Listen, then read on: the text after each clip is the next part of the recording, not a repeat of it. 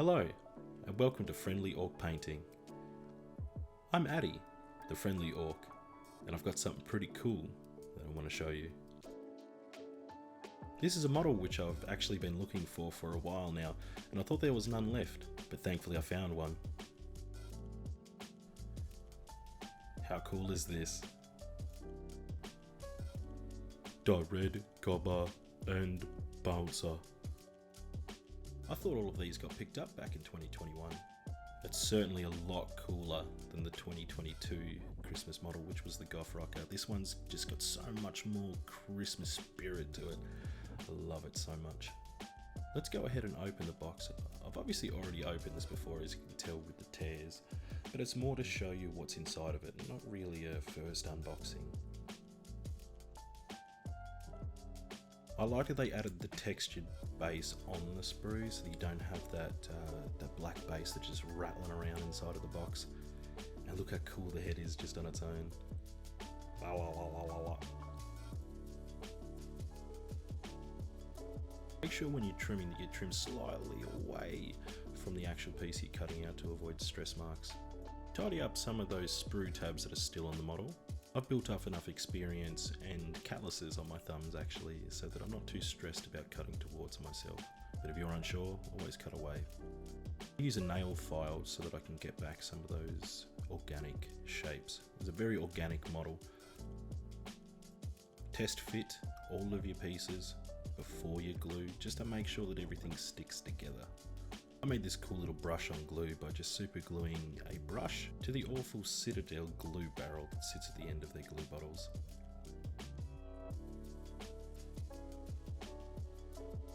Hopefully, you'll end up with something that looks a little bit like this.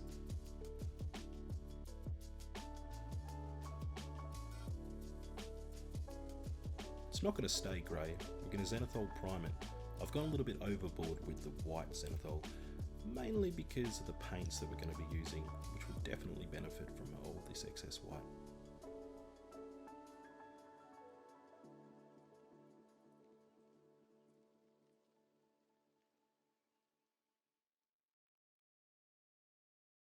First paint, Fire Giant Orange by Army Painter Speed Paints.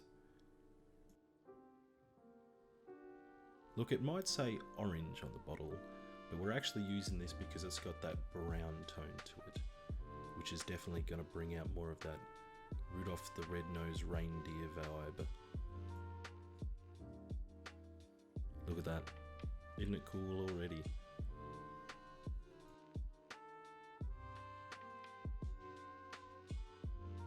Next up, Blood Red, another speed paint by Army Painter. We're going to slap this blood red onto Rudolph's nose here. And with the coat, I'm trying to paint within lines here. But for a second I stop. I think. And then I paint red all over the little grenade that's in his pocket, and I just give up and start thrashing the red all over the place. Don't worry about mistakes. Mistakes happen. You can always come back and fix those things. Unless, of course, the mistakes look cool, then keep them. On to Malignant Green. Again, another speed paint. This is going to get used for all of his skin, including the backs of his ears, and of course his little fingies. Don't mind me just trying to pull tiny little bits of hair out of the primer. Next up, Holy White. The cool thing about Holy White is that it's more of a grey. Obviously with speed paints, the white punches through at the very top. And this just looks really, really good. We're not going to bother trying to highlight this one later. I think it looks perfectly fine how it is. But if you want to, don't let me stop you. On to my favourite speed paint, Purple Alchemy. Look at just how punchy this paint is.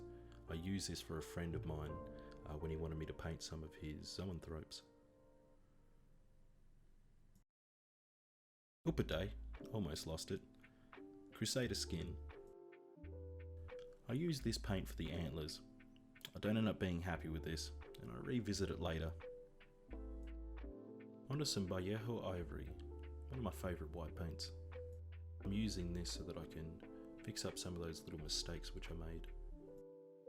My only gripe with the Army Painter speed paints is that if I'm using Vallejo's Ivory, I tend to put a little bit of water into it just to thin it down.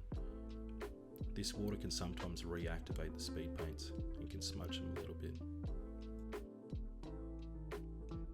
I'm sure you could just thin your paints with some form of acrylic medium and that would mitigate this issue.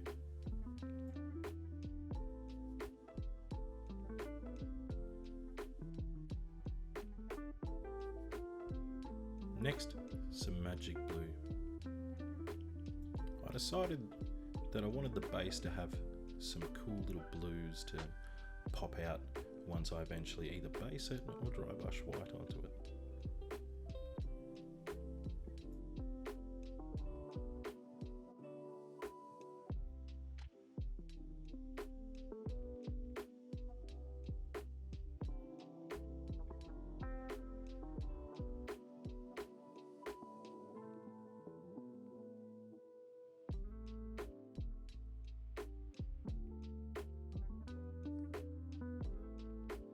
Now onto some grim black. I'm going to use this for belts, boots, to varying degrees on the smoke that's coming out of the stick of TNT, and obviously the metals on the guns or the little grenade. And later, what's holding the antlers onto the bouncer's head. Onto some fancy Absolution green and Zealot yellow. This is going to get used all over the model, just picking up any of the cool little decorative pieces that you see about the place, including lights, the tree, and other baubles. Sand Golem. Does anyone remember how Dr. Crowler from Yu-Gi-Oh! GX used to pronounce Golem? We're going to use this paint just to fill up some of those little tags and wrappings and that around the place. I'm also using it just to change the tone of the antlers. I wasn't happy with what I'd done. Onto some pallid bone. This I'm going to use just to filth up some of those teeth.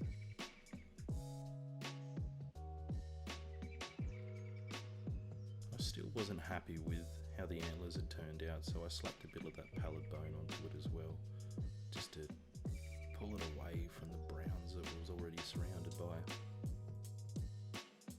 If you're unhappy with something, be brave and just slap something else on. Fix it up. Do whatever you want. It's your model. No one can tell you what to do. Onto one of my favourite paints, Dawn Yellow. It's one of my favourites because it's a little bit more fun than just mixing white in with one of your base colours in order to highlight.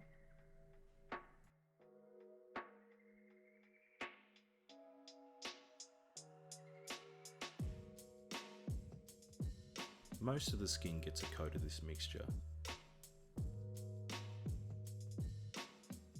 except for of course the warts. I like them being just speed paint on white primer. It makes them punch out from everything else.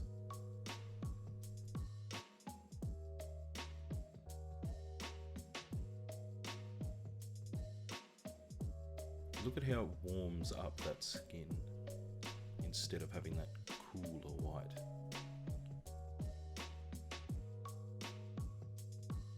Onto some Hive Dweller Purple. What I'm doing with this is I'm actually mixing it in with a couple of other paints. One of my other favourite Citadel colours, Corvus Black.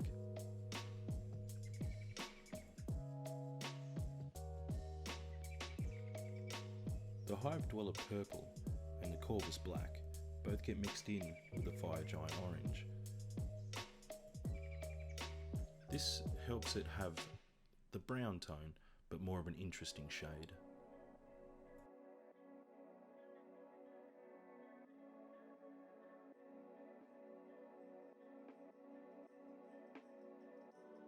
You can just stick to the speed paints, but I like to push it a little bit further, adding more and more of that mixture of the Corvus and the Hive Dweller purple, or highlighting with more of the Dawn yellow. I use a tiny bit of Corvus black with mostly Absolution green so that I can put a little bit more depth into that skin of the Red Gobbo. I use that Corvus and purple mixture along with the blood red so that I can add it to the seams and more of the shaded areas of the coat.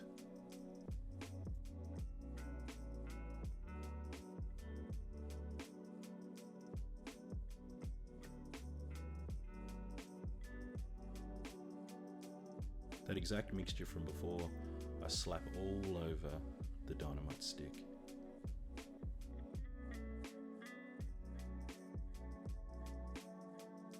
I experiment a little here. I end up going back and forth with this.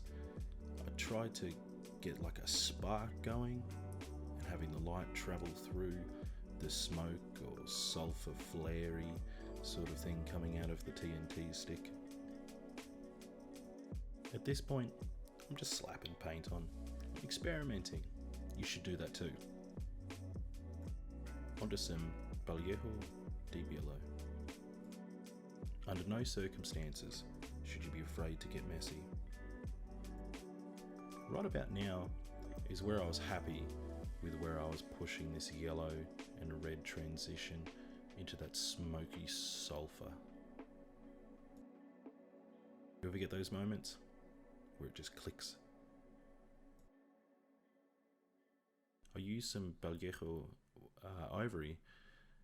I was a little bit impatient, so I didn't bother trying to dry brush properly. As soon as I added the paint to the base, I knew this wasn't what I wanted to do. Instantly started thinking about basing it with some snow material. Always have some cheap and nasty Kmart PVA glue at hand for this exact reason.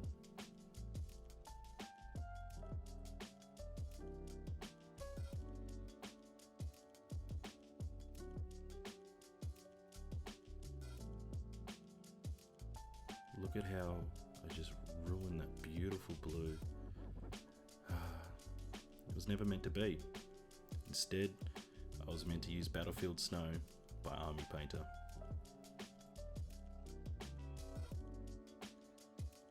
My basing technique leaves a lot to be desired. I ended up just getting frustrated. I wasn't happy with this. Slap on a little bit more glue and just get ready to dunk the whole thing.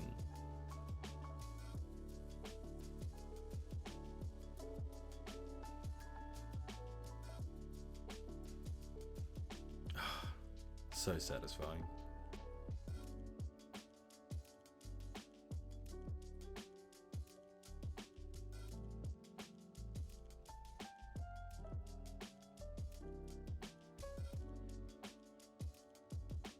Using some Army Painter matte black,